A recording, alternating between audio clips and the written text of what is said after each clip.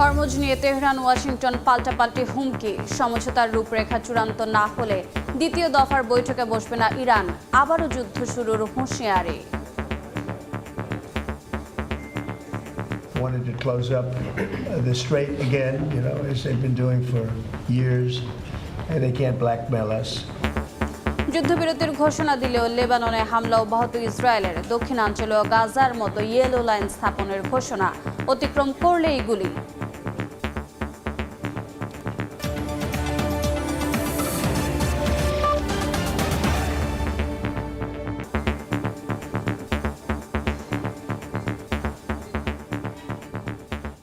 আন্তর্জাতিক সময়ের সঙ্গে আছি আমি রোজা চৌধুরী। যে কোনো মুহূর্তে আবারও যুক্তরাষ্ট্রের বিরুদ্ধে যুদ্ধ শুরুর হুঁশিয়ারি দিয়েছে ইরান। দেশটির পার্লামেন্টের স্পিকার গালিবাফ স্পষ্ট ভাষায় বলেন, ওয়াশিংটনের ওপর বিন্দুমাত্র ভরসা নেই তেহরানের। সমঝোতার রূপরেখা চূড়ান্ত না হওয়া পর্যন্ত দ্বিতীয় দফার বৈঠকে বসতে অস্বীকৃতি জানিয়েছে ইরান।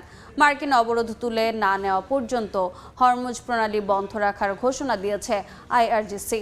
ইরান ব্ল্যাকমেইল করার জন্য প্রণালী বন্ধ রাখছে, অভিযোগ করেছেন ট্রাম্প।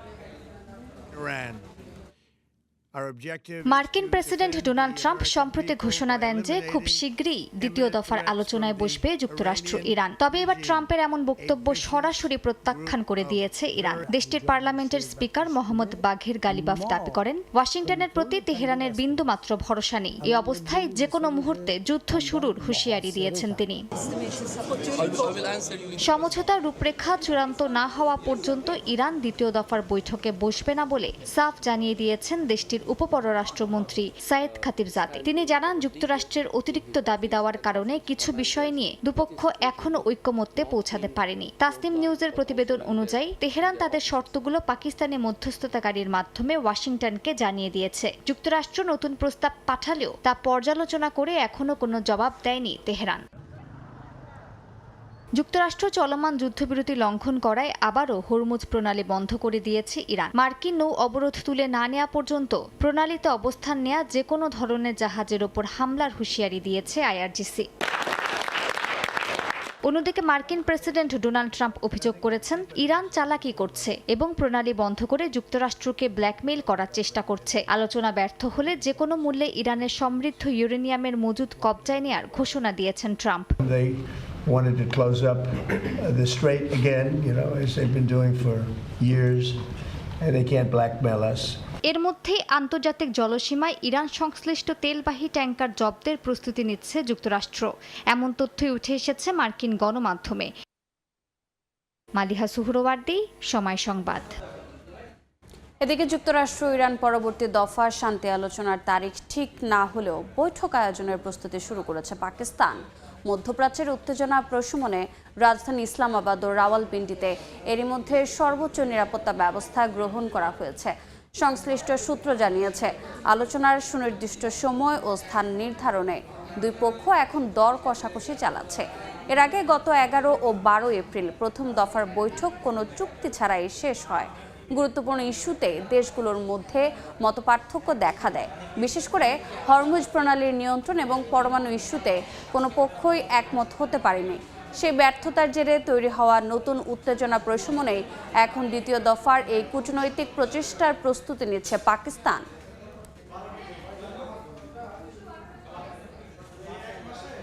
বিশ্ব বাণিজ্যের অন্যতম লাইফলাইন হরমুজ প্রণালীর নিয়ন্ত্রণ নিয়ে আবারও মুখোমুখি ইরান ও যুক্তরাষ্ট্র। ওয়াশিংটনের বিরুদ্ধে প্রতিশ্রুতি ভঙ্গের অভিযোগ তুলে এই কৌশলগত জলপথের ওপর পূর্ণ নিয়ন্ত্রণ আরোপ করেছে তেহরান। সাগরের বুকে দুই পরাশক্তির এই রেষারেষিতে চরম অনিশ্চয়তায় পড়েছে আন্তর্জাতিক জ্বালানি সরবরাহ ব্যবস্থা। বিশ্বের মোট খনিজ তেলের 1/3 যে পথ দিয়ে পরিবাহিত হয়, সেই হরমুজ প্রণালী এখন আক্ষরিক অর্থেই ইরানের কঠোর পাহারায়। তেহরানের দাবি, গত শুক্রবার জলপথটি উন্মুক্ত করার বিষয়ে সমঝোতা হলেও যুক্তরাষ্ট্র তাদের জলদস্যুতা ও অবরোধ বন্ধ করেনি। ফলে বাধ্য হয়ে আবারও এই সংবেদনশীল রুটে টহল ও তদারকি বাড়িয়েছে ইসলামী বিপ্লবী গার্ড কর্পস বা আইআরজিসি। এখন থেকে যে কোনো জাহাজকে এই পথে চলতে হলে আগেভাগেই তেহরানের অনুমতি নিতে হবে। অন্যদিকে ওয়াশিংটন তাদের অবস্থানে অনড়। মার্কিন প্রেসিডেন্ট ডোনাল্ড ট্রাম্প সামাজিক মাধ্যমে সাফ জানিয়ে দিয়েছেন ইরানের ওপর নৌ অবরোধ পূর্ণ শক্তিতে বহাল থাকবে। আন্তর্জাতিক বিশ্লেষকরা বলছেন, একদিকে ইরান যেমন নিজস্ব নিয়ম জারি করছে, অন্যদিকে যুক্তরাষ্ট্র প্রণালীর বাইরে মোতায়েন রেখেছে তাদের নৌবাহিনী। এতে করে সাধারণ পণ্যবাহী জাহাজগুলো পড়েছে উভয় সংকটে। দুই পক্ষের পাল্টাপাল্টি শর্ত আর হুমকির মুখে এই পথে নিরাপদ নৌ চলাচলের আত্মবিশ্বাস তলানিতে ঠেকেছে। ইরান এই প্রণালী দিয়ে চলাচলের জন্য নিজস্ব কিছু নিয়ম চাপিয়ে দিয়েছে। তারা চায় প্রতিটি জাহাজ যেন আইআরজিসিকে অবহিত করে এবং তাদের নির্ধারিত পথ দিয়ে চলে। অন্যদিকে যুক্তরাষ্ট্র প্রণালীর বাইরে এক বিশাল অবরোধ তৈরি করে রেখেছে, যাতে কোনো জাহাজ ইরানের সঙ্গে সরাসরি বাণিজ্য করতে না পারে। উভয় পক্ষের এই পাল্টাপাল্টি শর্তারোপের ফলে এই গুরুত্বপূর্ণ জলপথ দিয়ে স্বাভাবিক নৌ চলাচলের উপর মানুষের আস্থা নষ্ট হচ্ছে। আলোচনার টেবিলে সমঝোতার কথা চললেও বাস্তবে হরমুজ প্রণালীর নিয়ন্ত্রণ নিয়ে মুখোমুখি অবস্থানে দুই দেশ। পানিপথের এই নিয়ন্ত্রণ যুদ্ধ শেষ পর্যন্ত কোন দিকে মোড় নেয়, সেদিকেই এখন তাকিয়ে আছে গোটা বিশ্ব। নাসরিন রুমি, সময় সংবাদ। যুদ্ধবিরতি ও হরমুজ প্রণালী ঘিরে অনিশ্চয়তার মধ্যে তীব্র হচ্ছে ইরান যুক্তরাষ্ট্র বাকযুদ্ধ। এর মধ্যে 1 ঘন্টায় 7টি মিথ্যা বলেছেন মার্কিন প্রেসিডেন্ট ডোনাল্ড ট্রাম্প। এমনটাই দাবি করেছেন ইরানের পার্লামেন্টের স্পিকার মোহাম্মদ বাঘের গালিবাফ। তিনি জানান, এই মিথ্যাচার দিয়ে ওয়াশিংটন যুদ্ধে যেমন জিততে পারেননি, তেমনি আলোচনায়ও এর কোনো ফল পাবে না। ইরানের বিরুদ্ধে সংঘাত ঘিরে মার্কিন প্রেসিডেন্ট ডোনাল্ড ট্রাম্পকে প্রায়ই তার বক্তব্য পরিবর্তন করতে দেখা গেছে। এ নিয়ে আন্তর্জাতিক অঙ্গনে তার বিশ্বাসযোগ্যতা নিয়ে উঠছে প্রশ্ন। ট্রাম্পের এমন আচরণ নিয়ে এবার সরাসরি সমালোচনা করেছেন ইরানের পার্লামেন্টের স্পিকার মোহাম্মদ বাঘের গালিবাফ। তিনি অভিযোগ করেন, মার্কিন প্রেসিডেন্ট 1 ঘন্টায় 7টি মিথ্যা দাবি করেছেন। ঘটনা সূত্রপাত যখন ইরানের পররাষ্ট্রমন্ত্রী আব্বাস আরাকচি প্রথম 10 দিনের যুদ্ধবিরতির সময় হরমুজ প্রণালী আংশিক খোলার ঘোষণা দেন। কিন্তু একদিনের ব্যবধানে তেহরান আবার জানায়, প্রণালীতে আগের মতোই কঠোর সামরিক নিয়ন্ত্রণে ফিরেছে। এরই প্রেক্ষিতে সামাজিক যোগাযোগ মাধ্যমে 1 ঘন্টার মধ্যে একাধিক দাবি করেন ডোনাল্ড ট্রাম্প। ইরানের দাবি, তার এই 7টি বক্তব্যই ছিল মিথ্যা বা বিভ্রান্তিকর। 7টি দাবির মধ্যে ছিল হরমুজে নৌ অবরোধ শিগগিরই শেষ হবে, যা বাস্তবে বহাল ছিল। ইরান আর কখনো হরমুজ বন্ধ করবে না, যদিও এমন কোনো আনুষ্ঠানিক প্রতিশ্রুতি দেয়নি তেহরান। ট্রাম্প আরও দাবি করেন, প্রণালী খোলা লেবানন পরিস্থিতির সঙ্গে সম্পর্কহীন, যেখানে ইরান সেটিকে যুদ্ধবিরতির অংশ বলছে। শান্তি চুক্তির বেশিরভাগ শর্তে সম্মতি হয়ে গেছে, যা তেহরান অস্বীকার করছে। মার্কিন প্রেসিডেন্ট আরও দাবি করেন, যুক্তরাষ্ট্র আলোচনায় অগ্রগতি অর্জন করেছে। অন্যদিকে ইরান বলছে, আলোচনা ব্যর্থ হয়েছে। ইরান যুক্তরাষ্ট্রের শর্ত মেনে নিচ্ছে, বরং তারা অতিরিক্ত দাবির অভিযোগ তুলছে। উত্তেজনা দ্রুত কমে আসছে, যেখানে বাস্তবে সামরিক নিয়ন্ত্রণ আরও জোরদার করা হয়েছে। গালিবাফ বলেন, যুদ্ধ কিংবা আলোচনায় মিথ্যা তথ্য কোনো কৌশলগত সাফল্য এনে দেয় না, বরং মিডিয়া যুদ্ধ ও জনমত প্রভাবিত করার প্রচেষ্টা পরিস্থিতিকে আরও জটিল করে তুলছে বলেও উদ্বেগ জানান তিনি। মালিহা সুহরওয়ার্দী, সময় সংবাদ। অ্যাপস্টাইন ফাইল বিতর্ক থেকে দৃষ্টি সরাতে ইরান যুদ্ধে জড়িয়েছেন মার্কিন প্রেসিডেন্ট ডোনাল্ড ট্রাম্প। পাশাপাশি লড়াইয়ে অংশগ্রহণে রয়েছে ইসরায়েলি প্রধানমন্ত্রী বিনয়ামিন নেতানিয়াহুর মদদ। সম্প্রতি মিশিগানে এক অনুষ্ঠানে বক্তব্য দিতে গিয়ে এমন দাবি করেছেন সাবেক মার্কিন ভাইস প্রেসিডেন্ট কামালা হ্যারিস। যুক্তরাষ্ট্র তার মিত্রদের কাছে অবিশ্বস্ত হয়ে পড়েছে বলে দাবি তার। যদিও হ্যারিসের এসব বক্তব্য আমলে রানি ইসরায়েলকে পরম মিত্র হিসেবে আখ্যা দিয়েছেন মার্কিন প্রেসিডেন্ট। সাবেক মার্কিন ভাইস প্রেসিডেন্ট কামালা হ্যারিস দাবি করেছেন, ইসরায়েলি প্রধানমন্ত্রী বিনিয়ামিন নেতানিয়াহুর কারণে ইরানের সঙ্গে যুদ্ধে জড়িয়ে পড়েছেন ডোনাল্ড ট্রাম্প। গত শনিবার এক অনুষ্ঠানে বক্তব্য দিতে গিয়ে কামালা বলেন, এই যুদ্ধ আমেরিকান জনগণ চায় না। এটি মার্কিন সামরিক বাহিনীর সদস্যদের প্রাণ ঝুঁকিতে ফেলেছে বলে দাবি করে তিনি বলেন, অ্যাপস্টাইন ফাইল বিতর্ক থেকে দৃষ্টি সরাতেই ইরান যুদ্ধে জড়িয়েছেন ট্রাম্প। বক্তব্যে ট্রাম্প প্রশাসনকে যুক্তরাষ্ট্রের ইতিহাসে সবচেয়ে দুর্নীতিগ্রস্ত, নিষ্ঠুর ও অযোগ্য আখ্যা দেন কামালা। তার মতে আন্তর্জাতিক নিয়ম, বিশেষ করে সার্বভৌমত্ব ও ভৌগোলিক অখণ্ডতার মতো নীতিগুলো ট্রাম্প উপেক্ষা করছেন। এর ফলে যুক্তরাষ্ট্র মিত্রদের কাছে অবিশ্বস্ত হয়ে পড়েছে। ইরান যুদ্ধ ঘিরে কামালার কড়া সমালোচনার মধ্যেই ইসরায়েলকে পরম মিত্র হিসেবে আখ্যা দিয়েছেন ট্রাম্প। নিজের সামাজিক মাধ্যম ট্রুথ সোশ্যালে তিনি জানান, মানুষ ইসরায়েলকে পছন্দ করুক আর না করুক, তারা যুক্তরাষ্ট্রের পরম মিত্র হিসেবে নিজেদের প্রমাণ করেছে। শুধু কামালা হ্যারিস বা ডেমোক্রেটিক পার্টির সদস্যই নন, ইরান যুদ্ধে জড়ানো নিয়ে নিজ সমর্থকদেরও তোপের মুখে পড়েছেন ট্রাম্প। পাশাপাশি আন্তর্জাতিক মহলেও তীব্র সমালোচনা হচ্ছে। যুদ্ধ শুরুর প্রথম দিকে নিজেদের আকাশ ব্যবহার করে মার্কিন ঘাঁটিগুলো থেকে হামলা চালানো যাবে না বলে জানিয়ে দেয় মধ্যপ্রাচ্যের বিভিন্ন দেশ। এমনকি ইরান যুদ্ধে না জড়ানোর বিষয়ে স্পষ্ট বার্তা দেন ব্রিটিশ প্রধানমন্ত্রী। ট্রাম্পের হুমকি ধমকিকে পাগলামি বলে মন্তব্য করেছেন পোপ লিও। এদিকে সম্প্রতি প্রকাশিত আন্তর্জাতিক বাজার গবেষণা ও তথ্য বিশ্লেষণকারী প্রতিষ্ঠান ইউগফের এক জরিপে দেখা গেছে 2028 সালে সম্ভাব্য ডেমোক্র্যাট প্রার্থীদের মধ্যে অনেক এগিয়ে কামালা। বিশ্লেষকদের মতে রাজনীতিতে মোমেন্টাম দ্রুত বদলায়, তাই 2028 সালে কামালার সম্ভাব্য প্রত্যাবর্তনকে রিপাবলিকানদের হালকাভাবে নেওয়া উচিত হবে না বলে মত তাদের। নাসরিন রুমি, সময় সংবাদ। আন্তর্জাতিক সময় আরও থাকছে। মধ্যপ্রাচ্যের সংঘাতের জেরে বিশ্বজুড়ে জেট ফুয়েল সংকট, ইউরোপের শত শত ফ্লাইট বাতিলের শঙ্কা। পরিস্থিতি মোকাবিলায় রুট বন্ধের সিদ্ধান্ত এয়ারলাইন্স কোম্পানিগুলোর।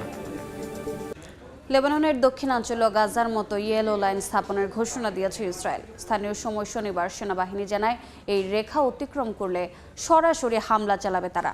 এর মধ্যেই কূটনৈতিক আলোচনার প্রস্তুতি নিয়েছে লেবাননের প্রশাসন। যুদ্ধবিরতির মধ্যেই ইসরায়েলি হামলায় অন্তত 2 জন নিহত ও 3 জন আহত হয়েছে। যুদ্ধবিরতি সত্ত্বেও লেবাননের দক্ষিণাঞ্চলে বিভিন্ন এলাকায় ইসরায়েলি ড্রোন হামলা ও গোলাবর্ষণ অব্যাহত রয়েছে। এতে কয়েকজন হতাহত হন। একই সময়ে সীমান্তের কাছাকাছি কৌশলগত কিছু এলাকা দখলের কথাও জানিয়েছে ইসরায়েল। প্রধানমন্ত্রী বিনিয়ামিন নেতানিয়াহু স্পষ্টভাবে জানান, হিজবুল্লাহকে দুর্বল না করা পর্যন্ত অভিযান থামবে না। এছাড়াও জাতিসংঘ শান্তিরক্ষা মিশন ইউনিফিলের ওপর হামলায় এক ফরাসি সেনা নিহত এবং আরও কয়েকজন আহত হয়েছেন। ফ্রান্সের প্রেসিডেন্ট ইমানুয়েল ম্যাক্রো এই ঘটনাকে অগ্রহণযোগ্য উল্লেখ করে নিন্দা জানিয়েছেন। প্রাথমিকভাবে এর পেছনে হিজবুল্লাহকে দায়ী করা হলেও গোষ্ঠীটি অভিযোগ অস্বীকার করেছে। তদন্ত চলছে বলে জানিয়েছে লেবানন সরকার। রাজনৈতিকভাবে যুদ্ধবিরতির পর সরাসরি আলোচনার প্রস্তুতি নিচ্ছে লেবানন। প্রেসিডেন্ট জোসেফ আউন ও প্রধানমন্ত্রী নওয়াফ সালাম স্থায়ী সমাধানের লক্ষ্যে আলোচনা এগিয়ে নিতে চান, তবে হিজবুল্লাহ এ প্রক্রিয়ার বিরোধিতা করছে। এদিকে ঘরছাড়া মানুষ ধীরে ধীরে ফিরতে শুরু করলেও নিরাপত্তা নিয়ে শঙ্কা কাটেনি। এর মধ্যে লেবাননেও গাজার মতো ইয়েলো লাইন স্থাপন করা হয়েছে বলে জানিয়েছে ইসরায়েলি সেনাবাহিনী। এই লাইনের দক্ষিণে নিজেদের নিয়ন্ত্রণ জোরদার করে উত্তর দিক থেকে আসা সন্দেহভাজন যোদ্ধাদের লক্ষ্য করে হামলার কথা জানায় তারা। যুদ্ধবিরতি কার্যকর থাকলেও হুমকি দেখলেই অভিযান চালানোর অধিকার রাখার কথা বলছে তেল আবিব। সাদিয়া তাসনিম, সময় সংবাদ। মধ্যপ্রাচ্যের জটিল ভূরাজনৈতিক ভারসাম্যের মধ্যে ভারত, একদিকে ইসরায়েল, অন্যদিকে ইরান, আর মাঝখানে জ্বালানি নিরাপত্তা, বিপুল প্রবাসী জনসংখ্যা ও বৈশ্বিক শক্তির চাপ। সব মিলিয়ে ইরান সংকট ঘিরে নয়াদিল্লির অবস্থানকে ঘিরে তৈরি হয়েছে নানা প্রশ্ন। এটি কি কৌশলগত স্বায়ত্ত শাসন নাকি নীতিগত অস্পষ্টতা, তা নিয়ে চলছে তীব্র বিতর্ক। বিশ্লেষকরা বলছেন, অর্থনৈতিক প্রভাব, প্রবাসী শক্তি ও কূটনৈতিক অবস্থান কোনোটাই পুরোপুরি কাজে লাগাতে পারেনি ভারত। ইরান সংকটকে ঘিরে উপসাগরীয় অঞ্চলে ঘুরে ফিরেই আলোচনায় আসছে ভারতের পররাষ্ট্রনীতি। ভারত কি কেবল সতর্ক কূটনীতি অনুসরণ করছে নাকি প্রয়োজনের তুলনায় অনেক পিছিয়ে আছে, এ নিয়েই উঠছে প্রশ্ন। ইসলামাবাদে ইরান যুক্তরাষ্ট্র আলোচনার পর এই বিতর্ক আরও জোরালো হয়েছে, যেখানে কূটনৈতিকভাবে পাকিস্তানের সক্রিয় ভূমিকা নজর কেড়েছে বিশ্ববাসীর। সেখানে ভারত তার অর্থনৈতিক প্রভাব, প্রবাসী শক্তি ও কূটনৈতিক অবস্থান কাজে লাগাতে পারেনি বলে মনে করছেন বিশ্লেষকরা। তবে অনেকে বলছেন, ভারতের এই নীরবতা কোনো সিদ্ধান্তহীনতা নয়, বরং পরিস্থিতি অনুযায়ী সিদ্ধান্ত নেওয়ার উপর জোর দিচ্ছে দেশটি। যুক্তরাষ্ট্রের সঙ্গে প্রযুক্তি ও প্রতিরক্ষা সম্পর্ক, ইরানের সঙ্গে জ্বালানি ও যোগাযোগ স্বার্থ, ইসরায়েলের সঙ্গে নিরাপত্তা সহযোগিতা এবং উপসাগরীয় দেশগুলোর সঙ্গে বাণিজ্য, সব মিলিয়ে বহুস্তরীয় সমীকরণে আবদ্ধ নয়াদিল্লি। ফলে এক পক্ষের দিকে ঝুঁকলে অন্য সম্পর্ক ক্ষতিগ্রস্ত হওয়ার ঝুঁকি তৈরি হয়, যা নয়াদিল্লির নীরব অবস্থানের একটি বড় কারণ হিসেবে দেখা হচ্ছে। ভারতের সমীকরণে যুক্ত হয়েছে বাহ্যিক চাপ ও আঞ্চলিক অনিশ্চয়তাও। চীন পাকিস্তান ঘনিষ্ঠতা, যুক্তরাষ্ট্র পাকিস্তান পুনরায় যোগাযোগ এবং হরমুজ প্রণালীর ওপর ভারতের জ্বালানি নির্ভরতা সব মিলিয়ে কৌশলগত পরিসর আরও সংকুচিত হয়েছে। একই সঙ্গে উপসাগরীয় অঞ্চলে বিপুল ভারতীয় প্রবাসীর উপস্থিতি যে কোনো অস্থিরতাকে সরাসরি অভ্যন্তরীণ অর্থনীতি ও সামাজিক নিরাপত্তার সঙ্গে যুক্ত করে ফেলছে, যা ভারতের অবস্থানকে আরও সতর্ক করে তুলেছে বলে মনে করছেন বিশ্লেষকরা। নাসরিন রুমি, সময় সংবাদ। হরমুজ প্রণালীতে ভারতের 2টি জাহাজে গুলি চালিয়েছে ইরানের নৌবাহিনী। আক্রান্ত জাহাজ দুটির মধ্যে একটিতে প্রায় 20 লাখ ব্যারেল ইরাকি অপরিশোধিত তেল ছিল বলে জানিয়েছে ভারতীয় গণমাধ্যম। এদিকে আড়ালে চলছে ভারতের জ্বালানি কূটনীতি। বার্তা সংস্থা রয়টার্সের তথ্য মতে চীনা ইউয়ানে ইরানি তেল কিনছে ভারতীয় রিফাইনারিগুলো। ইরান যুক্তরাষ্ট্রের সামরিক সংঘাত আপাতত বন্ধ থাকলেও বিশ্ব জ্বালানি সরবরাহের অন্যতম গুরুত্বপূর্ণ রুট হরমুজ প্রণালী ঘিরে বেড়েই চলেছে উত্তেজনা। এবার এই অস্থিরতার কবলে পড়েছে ভারতের 2টি জ্বালানি তেল পরিবহনকারী জাহাজ। স্থানীয় সময় শনিবার ওমান উপসাগরের উত্তরে হরমুজ প্রণালীর প্রবেশমুখে 2টি ভারতীয় জাহাজে সরাসরি গুলি চালিয়েছে ইরানের নৌবাহিনী। ভারতের আক্রান্ত জাহাজ দুটির মধ্যে একটিতে প্রায় 20 লাখ ব্যারেল ইরাকি অপরিশোধিত তেল ছিল বলে জানিয়েছে ভারতীয় গণমাধ্যম। এ ঘটনায় ভারতে নিযুক্ত ইরানের রাষ্ট্রদূত মোহাম্মদ ফাতাহ আলীকে তলব করে তীব্র প্রতিবাদ জানানো হয়। ভারতীয় পররাষ্ট্র মন্ত্রণালয় এটিকে গুরুতর নিরাপত্তার লঙ্ঘন হিসেবে উল্লেখ করেছে। এর আগে কয়েকটি ভারতমুখী জাহাজকে নিরাপদে যেতে দিলেও হঠাৎ করে এই অবস্থান বদল কূটনৈতিক অস্বস্তি বাড়িয়েছে। এদিকে তেহরান দাবি করছে মার্কিন অবরোধের জবাব হিসেবেই হরমুজে কঠোর নিয়ন্ত্রণ আরোপ করা হয়েছে। বিশ্লেষকদের মতে যুদ্ধবিরতির মেয়াদ শেষ হওয়ার আগেই আবারও সংঘাতের আশঙ্কা বাড়ছে, যা পুরো অঞ্চলের স্থিতিশীলতাকে প্রশ্নের মুখে ফেলছে। এই উত্তেজনার মাঝেই চলছে ভারতের নীরব জ্বালানি কূটনীতি। ভারতীয় কোম্পানিগুলো আইসিআইসিআই ব্যাংকের মাধ্যমে চীনা ইউয়ানে ইরানি তেলের দাম পরিশোধ করছে। ভারতের রাষ্ট্রায়ত্ত ইন্ডিয়ান অয়েল কর্পোরেশন ও বেসরকারি রিলায়েন্স ইন্ডাস্ট্রিজ সাময়িক নিষেধাজ্ঞা ছাড়ের সুযোগে এই লেনদেন করছে। দীর্ঘদিনের মার্কিন নিষেধাজ্ঞা বাধা এড়াতে এই বিকল্প মুদ্রা ব্যবস্থায় এখন মূল ভরসা হয়ে উঠছে। মালিহা সুহরওয়ার্দী, সময় সংবাদ। মধ্যপ্রাচ্যের সংঘাত আর হরমুজ প্রণালীর অচলাবস্থায় বিশ্বজুড়ে তীব্র হচ্ছে জেট ফুয়েল সংকট। মে মাস থেকে ইউরোপের শত শত ফ্লাইট বাতিলের আশঙ্কা করছে ইন্টারন্যাশনাল এয়ার ট্রান্সপোর্ট অ্যাসোসিয়েশন। বিমানের জ্বালানি তেলের আকাশচুম্বী দাম আর সরবরাহ ঘাটতিতে এয়ার কানাডা সহ বড় এয়ারলাইন্সগুলো অনেক রুট বন্ধের ঘোষণা দিয়েছে। পরিস্থিতি মোকাবিলায় নেদারল্যান্ডস সহ বেশ কয়েকটি দেশ জরুরি জ্বালানি পরিকল্পনা সক্রিয় করতে যাচ্ছে। মধ্যপ্রাচ্যে যুদ্ধ পরিস্থিতির জেরে দেশে দেশে বেড়েছে জ্বালানির দাম। হরমুজ প্রণালী দিয়ে জ্বালানি সরবরাহ সীমিত হয়ে যাওয়ায় ইউরোপে জেট ফুয়েলের সংকট দেখা দিতে পারে এমন পূর্বাভাস দিয়েছে international air transport association IATA। সংস্থাটি সতর্ক করে জানিয়েছে, জ্বালানির বিকল্প সরবরাহ পথ নিশ্চিত করা না গেলে আগামী 6 সপ্তাহের মধ্যে ইউরোপের জেট ফুয়েলের মজুদ ফুরিয়ে আসতে পারে। জ্বালানির দাম দ্বিগুণ হওয়ার কারণ দেখিয়ে এরই মধ্যে যুক্তরাষ্ট্রগামী বেশ কিছু ফ্লাইট স্থগিত করেছে এয়ার কানাডা। এয়ারলাইন্সটি এরই মধ্যে ঘোষণা দিয়েছে মন্ট্রিয়েল ও টরন্টো থেকে নিউ ইয়র্কের জন এফ কেনেডি বিমানবন্দরের গুরুত্বপূর্ণ রুট আগামী অক্টোবর পর্যন্ত বন্ধ থাকবে। IATA এর তথ্য মতে ইউরোপের জেট ফুয়েলের প্রায় 30% আসে পারস্য উপসাগরীয় অঞ্চল থেকে, যা এখন পুরোপুরি অনিশ্চিত। সংকটের কারণে প্রতি টন জ্বালানির দাম বৃহস্পতিবার রেকর্ড $19 গিয়ে ঠেকে। এমন পরিস্থিতিতে জ্বালানি সাশ্রয়ে কঠোর পদক্ষেপ নিতে শুরু করেছে ইউরোপীয় দেশগুলো। নেদারল্যান্ডস সরকার সোমবার থেকেই তাদের এনার্জি ক্রাইসিস প্ল্যানের প্রথম ধাপ সক্রিয় করার ঘোষণা দিয়েছে। অন্যদিকে রায়ান এয়ারের মতো এয়ারলাইন্সগুলো জানিয়েছে, যুদ্ধ দীর্ঘস্থায়ী হলে মে থেকে জুলাইয়ের মধ্যে তাদের মোট ফ্লাইটের 10% পর্যন্ত বাতিল করতে হতে পারে। পরিস্থিতি সামলাতে রেশনিং ব্যবস্থার পরিকল্পনাও করছে সংশ্লিষ্ট কর্তৃপক্ষ। আঞ্চলিক উত্তেজনার জেরে বিমানগুলোকে এখন দীর্ঘ পথ ঘুরে গন্তব্যে পৌঁছাতে হচ্ছে, যা জ্বালানি খরচ আরও বাড়িয়ে দিয়েছে। ইউরো কন্ট্রোলের মতে প্রতিদিন প্রায় 1150টি ফ্লাইট এই রুট পরিবর্তনের শিকার হচ্ছে। হরমুজ প্রণালী ঘিরে ইরান ও যুক্তরাষ্ট্রের পাল্টাপাল্টি অবরোধে বিশ্ববাজারে তেলের সরবরাহ ব্যবস্থা স্থবির হয়ে পড়ায় বিমান খাতের পাশাপাশি বিশ্ব পর্যটন শিল্পও বড় ধরনের ধসের মুখে পড়ার আশঙ্কা করা হচ্ছে। ফারহাদ চৌধুরী, সময় সংবাদ। যুদ্ধবিরতির মাঝেই গাজায় ইসরায়েলি হামলায় ইউনিসেফের 2 ট্রাক চালক নিহত হয়েছেন। এ ঘটনাকে অগ্রহণযোগ্য আখ্যা দিয়ে তদন্তের দাবি জানিয়েছে সংস্থাটি। এদিকে গাজার দক্ষিণাঞ্চলে শরণার্থী শিবিরে ইসরায়েলি গুপ্তচর যন্ত্র পাওয়ার অভিযোগ উঠেছে। অঞ্চলটিতে ইসরায়েলি হামলার জেরে তেল আবিবের ওপর নিষেধাজ্ঞা আরোপের প্রস্তাবের সমর্থন জানিয়েছেন যুক্তরাজ্যের পার্লামেন্টের সদস্যরা।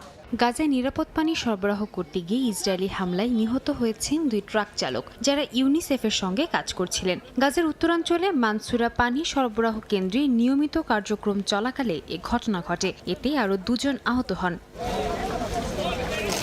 ঘটনার পর তীব্র প্রতিক্রিয়া জানিয়েছে ইউনিসেফ। সংস্থাটি এই হত্যাকাণ্ডকে অগ্রহণযোগ্য উল্লেখ করে তদন্ত ও জবাবদিহিতা নিশ্চিতের দাবি জানায়। তারা বলছে, মানবিক সহায়তা কর্মী ও গুরুত্বপূর্ণ পানি সরবরাহ অবকাঠামো কখনোই যুদ্ধের লক্ষ্যবস্তু হতে পারে না। আন্তর্জাতিক মানবাধিকার আইন মেনে চলার বাধ্যবাধকতার কথাও স্মরণ করিয়ে দেয় সংস্থাটি।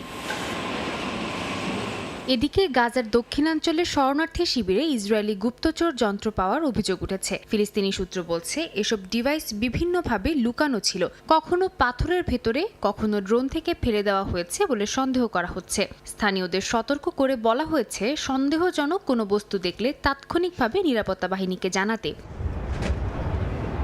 এদিকে আন্তর্জাতিক অঙ্গনেও বাড়ছে চাপ। যুক্তরাজ্যের পার্লামেন্টে অন্তত 75 এমপি ইসরায়েলের বিরুদ্ধে নিষেধাজ্ঞার প্রস্তাবের সমর্থন দিয়েছেন। এ উদ্যোগে সমর্থন দিয়েছেন জেরেমি করবিন সহ একাধিক প্রভাবশালী আইন প্রণেতা। প্রস্তাবে অস্ত্র নিষেধাজ্ঞা, বাণিজ্য সীমাবদ্ধতা ও অর্থনৈতিক পদক্ষেপ নেয়ার আহ্বান জানানো হয়েছে।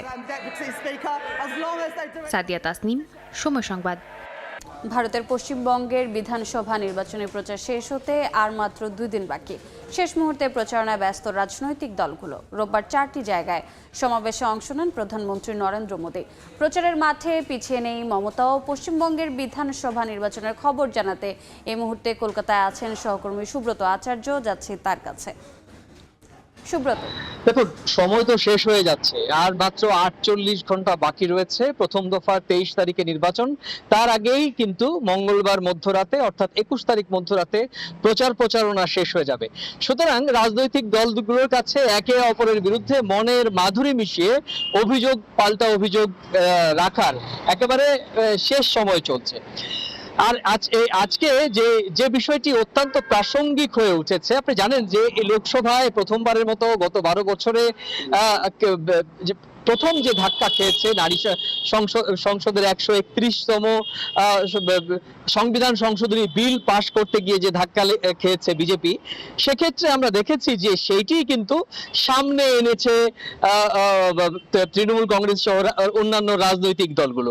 একই রকম ভাবে বিজেপির পক্ষ থেকেও কিন্তু এই নারী আসন সংরক্ষণের বিলটি আটকে দেয়ায় তৃণমূল কংগ্রেস এবং কংগ্রেসের বিরুদ্ধে অভিযোগ তুলেছেন একেবারে খোদ প্রধানমন্ত্রী নরেন্দ্র মোদী। গতকালই আমরা দেখেছি যে জাতির উদ্দেশ্যে সরাসরি ভাষণ দিয়েছেন। আজকে জঙ্গলমহল এলাকায় তার পরপর চারটি নির্বাচনী সভা ইতিমধ্যেই 3টি সম্পন্ন করেছেন।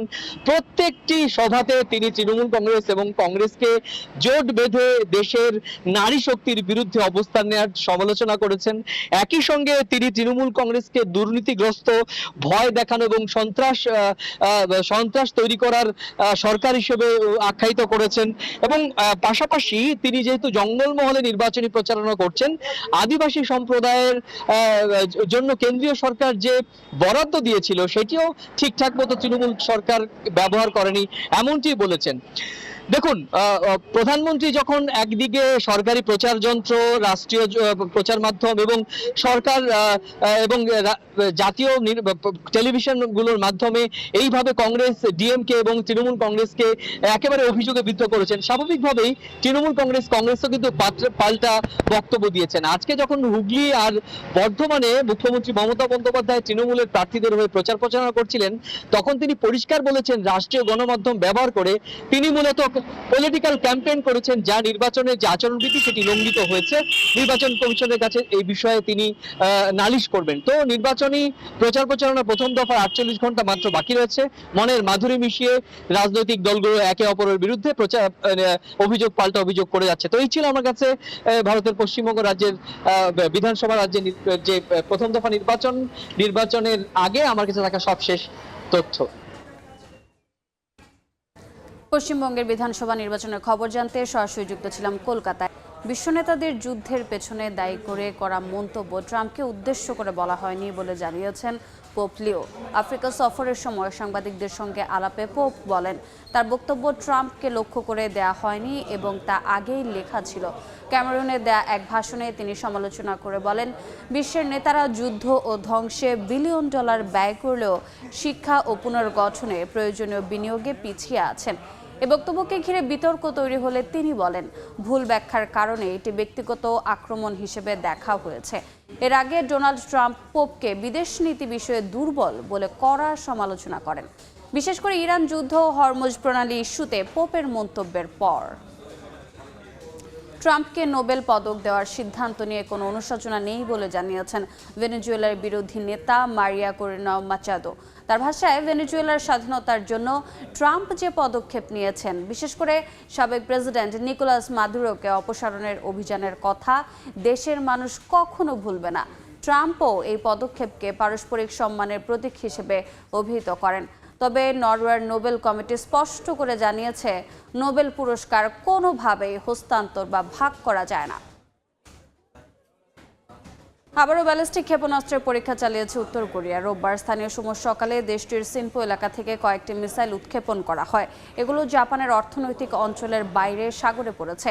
এই ঘটনার পর দক্ষিণ কোরিয়া ও জাপান উচ্চ সতর্ক অবস্থানে রয়েছে। দক্ষিণ কোরিয়ার জয়েন্ট চিফস অব স্টাফ জানিয়েছে, তারা পরিস্থিতির ওপর কড়া নজর রাখছে।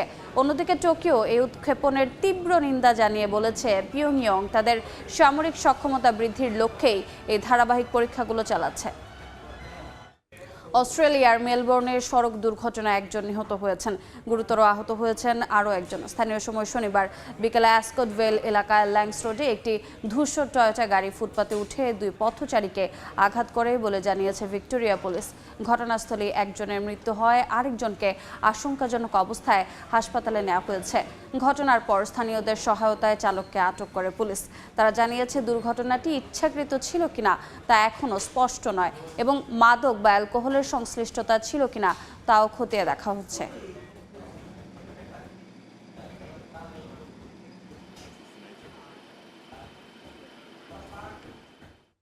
আন্তর্জাতিক সময়ের শীর্ষ সংবাদগুলো জানিয়ে দিচ্ছি আরেকবার।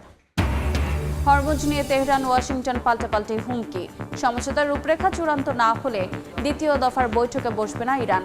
আবারও যুদ্ধ শুরুর হুঁশিয়ারি।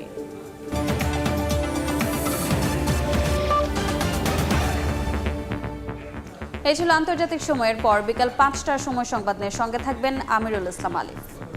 ধন্যবাদ রোজা। বিকাল 5টার সময় সংবাদ নিয়ে আসছি কিছুক্ষণ পর, সঙ্গে থাকুন সময়।